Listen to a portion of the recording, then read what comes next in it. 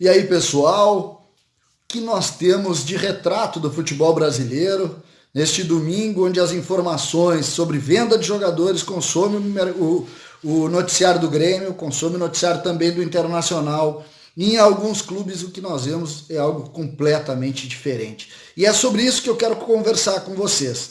Como analisar o futebol a partir dessa pandemia com informações fortes, com possibilidades de venda, mas sobretudo com retratos muito diferentes. César Cidade Dias falando de Grêmio aqui no YouTube, papo de gremista para gremista, não deixe de seguir o canal. Por que eu falo em fotografia do futebol? Porque nesse momento nós temos clubes ricos, como o Flamengo, por exemplo, diminuindo os valores dos seus jogadores, renegociando algumas dívidas e revendo o futebol a partir daí. E aí nós vamos para o quadro do Grêmio e do Internacional em Porto Alegre, que tinham, por exemplo, possibilidades de contratação. Quem não lembra aí o Rafael Carioca, também se falou em outros nomes, no Stuani, nomes fortes que estavam sendo cogitados pelo Grêmio. O Internacional também da mesma maneira, falou em Arangues, falou em possibilidades de reforços. E hoje o que se vê? Só se tem na pauta vendas de atletas. No caso do Grêmio, o mais forte, que está aí com possibilidade de ser negociado para o Napoli, o atacante Everton. No Internacional se fala na possibilidade de saída do Fuchs, também na possibilidade de saída do Edenilson, enfim, dos jogadores que o Inter tem lá para vender, assim como o Grêmio, que tem o Everton, que tem o PP, que tem o GPR, que tem o Matheus Henrique. São jogadores muito valorizados no mercado mundial e que a gente sabe que podem sair. O presidente Romildo, inclusive, fala nessas possibilidades. Mas voltando à discussão sobre a fotografia, eu queria colocar para vocês o quê? Enquanto isso, Grêmio e Inter mudando completamente a sua forma de fazer nesses últimos 60 dias, nós vemos a notícia do Rio de Janeiro vinda que Yaya Touré, a estrela do futebol mundial, é disputada entre Botafogo e Vasco da Gama.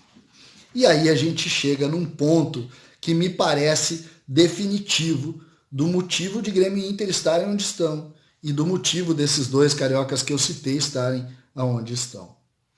Totalmente desassociado da realidade do futebol mundial, falam em contratar. Exatamente. Se cogita contratar Yaya Touré para clubes que não conseguem pagar os salários e não conseguiam pagar os salários antes mesmo da questão envolvendo a pandemia do coronavírus. Essa é a realidade.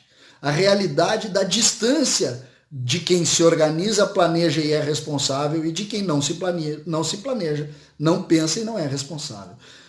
Grêmio Internacional, e agora chegando ao ponto do Grêmio, as pessoas muitas vezes dizem da necessidade de se contratar, pensar em contratar. Mas a hora, e já disse o presidente Romildo essa semana em uma live para o jornalista Andrei Campos, a hora é de sobreviver.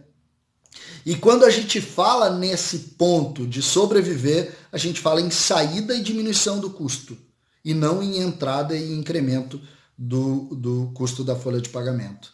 Responsabilidade para crescer, responsabilidade para ver além do que nós estamos vivendo. O que vai acontecer? Ninguém sabe. O que pode acontecer? Ninguém sabe. Então, dentro dessa nova realidade, nós temos que começar a pensar num outro momento, num novo normal para projetar o futebol. E esse novo normal, obrigatoriamente, e o Grêmio já mostrou isso, é a diminuição da folha de pagamentos. A saída de Everton, por exemplo, desonera em R$700 mil a folha. Talvez esse seja um ponto mais importante ainda para vender o Everton. Claro que o dinheiro que vem é muito importante, não tenho dúvida disso. Mas o fato de diminuir a folha já é um indício da necessidade. Ninguém cogita, por exemplo, contratar alguém para o lugar de Everton. O Grêmio não fala nisso.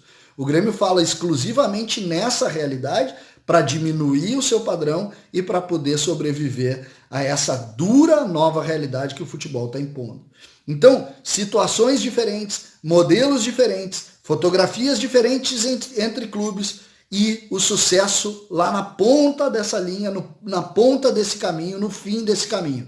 Grêmio faz certo, é assim que funciona. O torcedor até pode, gostaria de ter um grande reforço.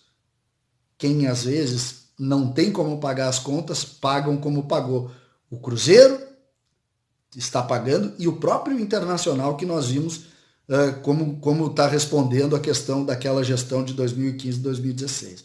Então, são realidades diferentes, são modelos diferentes, e o Grêmio, me parece, está fazendo e tomando o rumo certo, o caminho certo, que é tranquilidade, organização, planejamento, diminuição de custo para se viver melhor o futuro.